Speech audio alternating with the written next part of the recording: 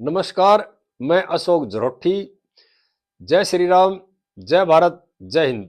दोस्तों, शिक्षा के मंदिर के अंदर मामला जिहाद का, यानी पढ़ाई होनी चाहिए थी मेडिकल की, लेकिन कुछ लोगों ने धंधा शुरू कर दिया लव जिहाद का, धर्मांतरण का। और ये देश के बहुत ही प्रसिद्ध संस्थान का मामला है। सभी भाइयों से प्रार्थना है इस वीडियो आखिर तक देखें, ज्यादा है ज्यादा भाइयों को शेयर करें। जिस भाई ने चैनल सब्सक्राइब नहीं कर रखा, मेरे चैनल को सब्सक्राइब भी कर ले। और इन जिहादी मानसिकता के लोग आज पोल खोलते हैं। King George medical college Lucknow Hindustan की बहुत बड़ी प्रसिद्ध संस्थान है। खाली उत्तर प्रदेश नहीं, देश के जो गिने चुने संस्थान है ना, उनमें से नाम है किंग जॉर्ज मेडिकल कॉलेज का, जहां पर मेडिकल की पढ़ाई होती है। और इस कॉलेज के जो वीसी है ना, उनको पद्मश्री से भी अवार्ड किया गया है। इतना बड़ा नाम है इस कॉलेज का। मेडिकल की पढ़ाई होती है, लेकिन पिछले कई सालों से जो लव जिहाद का मामला चल रहा है ना, इसकी जड़ें इस कॉलेज तक भी पहुंच गई। और यहाँ के जो कई इस सोच के लोग थे, उन्होंने धंधा शुरू कर दिया कॉलेज के अंदर ही लव जिहाद का, धर्मांतरण का। यानी कि संस्था बनी थी मेडिकल की पढ़ाई करने के लिए, इन्होंने काम शुरू कर दिया लव जिहाद का। मेडिकल की पढ़ाई इतनी सख्त होती है कि उनके पास टाइम नहीं है बात करने का भी, लेकिन मेडिकल की पढ़ाई के दौरान धंधा कर दिया इन लोगों ने लव जिहाद का। पैथोलॉजी लैब के जो हेड थे ना, एचओडी डॉक्टर शाहिद अली, उनका एक खास चेला था डॉक्टर रमीज। उन्होंने काम करना शुरू किया। दो लड़कियों को बहकाया और बर्बाद कर दिया। पहले एक लड़की को बहला फुसला करके बर्बाद किया, फिर उसको छोड़ दिया। उसके बाद दूसरी लड़की को इसी तरह से बहला फुसला करके गलत काम किया, बर्बाद किया, फिर छोड़ दिया। और ये मामला जब किंग जॉर्ज मेडिकल कॉलेज के प्रशासन के संज्ञान में ले आना इन लड़कियों ने, दोनों लड़की आपस में मिली, उनकी बातचीत तो मेरे साथ भी किया, मेरे साथ भी किया, तो इस मामले को प्रशासन के संज्ञान में लिया। तो केजीएमयू का जो प्रशासन है, उन्होंने कोई कार्रवाई ना करके इस शिकायत को, यानी इस मामले को एक तरह से पंचवर्षीय योजना में बनाकर रख दिया। हम जांच करेंगे, देखेंगे, वो करेंगे, ये करेंगे, जबकि तुरंत सख्त कार्रवाई होनी चाहिए थी। इस मामले में कोई कार्रवाई नहीं करी और एक तरह से इस मामले को लटका दिया, लिपापोती करने वाला काम शुरू कर दिया। और जब ये मामला दुनिया के सामने आया, न्यूज पर चला, तो पुलिस ने भी अपनी तरफ से एक बयान दे दिया लखनऊ ने कि हमारे पास अभी कोई शिकायत नहीं आई है, शिकायत आएगी तो हम इसका मूल्यांकन करेंगे। लेकिन इस मामले में जब ये मामला माननीय मुख्यमंत्री उत्तर प्रदेश योगी जी के संज्ञान में आया, तो उन्होंने उन लड़कियों को सुरक्षा भी दी और बहुत कड़ा एक्शन लिया इस मामले में। और ये कहा भी दोषियों को बख्शा नहीं जाएगा किसी भी सूरत में।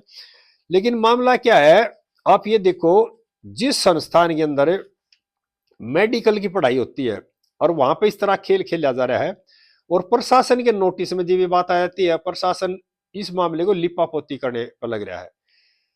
मेरी यहाँ पे मांग है प्रशासन के खिलाफ भी, और वीसी वगैरह है, एचओडी वगैरह, इन सब के खिलाफ एक्शन होना चाहिए था। जिस जिसके संज्ञान में मामला और जिन्होंने कार्रवाई नहीं करी, उनके खिलाफ भी एक्शन होना चाहिए कानून सम्मत। मामला क्या है, अगर कोई इस तरह का मामला आता है ना, तो ये लोग जो एक सोच है ना, अलग सोच देश के अंदर उत्पन्न हो रही है, ये लोग सारे इकट्ठे हो जाते हैं, उसको लिपापोती, उसका बचाव करना शुरू कर देते हैं, और आप ना जो विक्टिम कार्ड खेलना शुरू कर देते हैं। यानी कि कॉलेज जो बना था, इतना देश की प्रसिद्ध संस्थान है, वो बनी थी डॉक्टर तैयार करने के लिए, मेडिकल की पढ़ाई के लिए, लेकिन इन लोगों ने धंधा कर दिया वहां पे लव जिहाद का शुरू। इसलिए ये एक दूसरे का बचाव करते हैं कि तकरीबन लोग इसमें शामिल होते हैं, और यही कारण है इन चीजों पर रोक नहीं लग रही। क्यों? क्योंकि कार्रवाई में जो ढिलमुल रवैया ना, वो इसका कारण है। अगर ये मामला जिस दिन संज्ञान में आता, उसी दिन से जो सख्त कार्रवाई होती, जो जो दोषी थे, और वो से पहले जेल के अंदर ठूस देने चाहिए थे। लेकिन क्या है, उनका बचाव करने के लिए लगे वे लोग जिनके हाथ में कार्रवाई करने का अधिकार था, यानी जो शक्तियां थी। और उन लोगों से पता नहीं ये डरते हैं, यह हो सकता है कि जांच होगी, ये खुद भी लोग इसमें, और भी कई शामिल लोग, कई के तार जुड़े। और मेरी यहाँ ये भी मांग है, जो जो ये डॉक्टर एचओडी है और डॉक्टर रमीज है, इनकी कॉल डिटेल निकाल करके इनके जो तार कहाँ कहाँ तक जुड़ रहे हैं ना, वहां तक जांच एजेंसियों ने जाना चाहिए। और इस मामले की जो शिकायत है ना, डॉक्टर एसोसिएशन है ना, किंग जॉर्ज मेडिकल कॉलेज की डॉक्टरों की जो एसोसिएशन है, उनने भी प्रशासन के सामने बात लाई थी, अब भाई इस तरह का मामला हो गया कॉलेज के अंदर, लेकिन उनकी भी कोई सुनवाई नहीं करेगी। और देखो सबसे बड़ी बात है, ये मामला न्यूज पर चल गया, पुलिस ने संज्ञान में बात आते ही एफआईआर दर्ज करनी चाहिए थी और उनका पकड़ कर ऑपरेशन पूरा कर देना चाहिए था सबसे पहले तो। लेकिन क्या हुआ, पुलिस भी ये कह रही है कि जैसे भी हमारे को शिकायत मिलेगी तो हम मूल्यांकन करेंगे यानी वो करेंगे। हमारा कानून तो ये कहता है, देश का किसी भी माध्यम से अगर कोई शिकायत आती है या कोई सूचना मिलती है तो उस पर तुरंत एफआईआर दर्ज होगी और इन्वेस्टिगेशन होगी, उसके बाद जैसे भी हालात होंगे, अगर झूठी है तो उसका भी डिस्पोजल होगा, जो सच्ची है तो उसका भी डिस्पोजल होगा। लेकिन क्या है, मामले को लिपापोती किया पहले पुलिस ने भी, लेकिन जब योगी जी के संज्ञान में मामला आया, अब सख्त एक्शन की बात हुई है और उन लड़कियों को भी एक तरह से सुरक्षा भी दी गई है और जो भगोड़े हैं ना उनके खिलाफ कड़ा एक्शन होगा और एक मिसाइल कायम होगी एक तरह से योगी सरकार में कि इस तरह के जो लोग हैं उनको बख्शा नहीं जाएगा। पहले भी इस तरह लोगों को जेल की सलाखों के पैसे पीछे भेजा है कानून के सम्मत। ये जो खेल चल रहा है ये आज से नहीं बहुत सालों से चल रहा है। एक मामला और भी है उत्तर प्रदेश का, आजमगढ़ है ना पूर्वी उत्तर प्रदेश में, एक शिक्षक था मदरसे में, वो 10 साल पहले इंग्लैंड चला गया और वहां का नागरिक भी बन गया, लेकिन उसको तनख्वाह रेगुलर उसके खाते में जाती रही। उसमें भी ईडी ने चार्जशीट फाइल करी है और उसके खाते में पाकिस्तान से भी बता रहे 33 करोड़ रुपए आ गए। यानी कि किस किस तरह खेल खेलते हैं लोग मिल करके, नौकरी नहीं की 10 साल से तनख्वाह ले रहा है।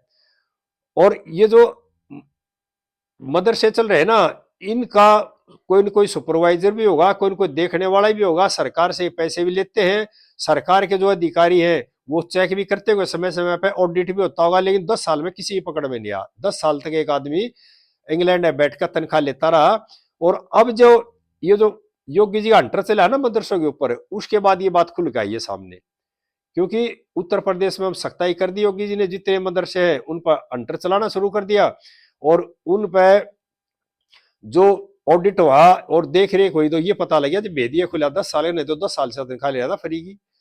स्कूल के मदरसे में जो हेडमास्टर भी होंगे, मदरसे में और देख रेख करने वाले भी होंगे, यानी कि ब्लॉक एजुकेशन अफसर भी होगा और बड़े अधिकारी भी होंगे, 10 साल तक अकाउंट का ऑडिट भी होगा, कौन तनख्वाह ले रहा है, कितने वहां पे टीचर पढ़ाते हैं, लेकिन नहीं किसी ने ध्यान नहीं दिया और 10 साल तक तनख्वाह रहा है। इस तरह खेल करते हैं ये सारे मिलजुल कर करते हैं एक तरह से इस चीज को। और ये जो खेल खेला जा रहा है ना, ये लव जिहाद का ये एक नीति के तहत खेला जा रहा है और कतर से मिडिल ईस्ट से जो पैसे आ रहे हैं और खुल के पैसे आ रहे हैं, इसी काम के लिए पैसे आ रहे हैं कि किसी भी तरह से लव जिहाद फैलाओ, अपना काम निकालो और यानी कि धर्मांतरण कराओ। इस तरह का जो मामला ये काफी सालों से चल रहा है और ये जो पैसा आ रहा है ना बाहर से, ये इसी काम के लिए आ रहा है, जो मिडिल ईस्ट भेज रहा है और कतर वगैरह से जो पैसा आ रहा है, इन पैसों से एक खेल चल रहा है देश के अंदर। सभी भाइयों से प्रार्थना है इस खेल को समझने की जरूरत है और अपने बच्चों में ध्यान रखने की जरूरत है। आप ये देखो कि जो मेडिकल कॉलेज है ना जब पढ़ाई होती है डॉक्टरी की, और वहां तक ये खेल पहुंच चुका है, यानी कोई जगह नहीं बच रही। अल्फला यूनिवर्सिटी में भी हुआ था, इधर से आसाम में, पूरे देश में कहीं भी देख लो संस्थान में रोजाना कोई न कोई मामला आ जाता है। और जब मेडिकल कॉलेज जहाँ पे पढ़ाई होती है, रात दिन पढ़कर जब डॉक्टर बनता है, लेकिन वहां भी लो जिहाद शुरू हो गया। ये सोचने का विषय है। सभी भाइयों से प्रार्थना है इस वीडियो को ज्यादा से ज्यादा भाइयों शेयर करें, आगे इस तरह की बातें फिर करते रहेंगे। जय हिंद देशवासियों।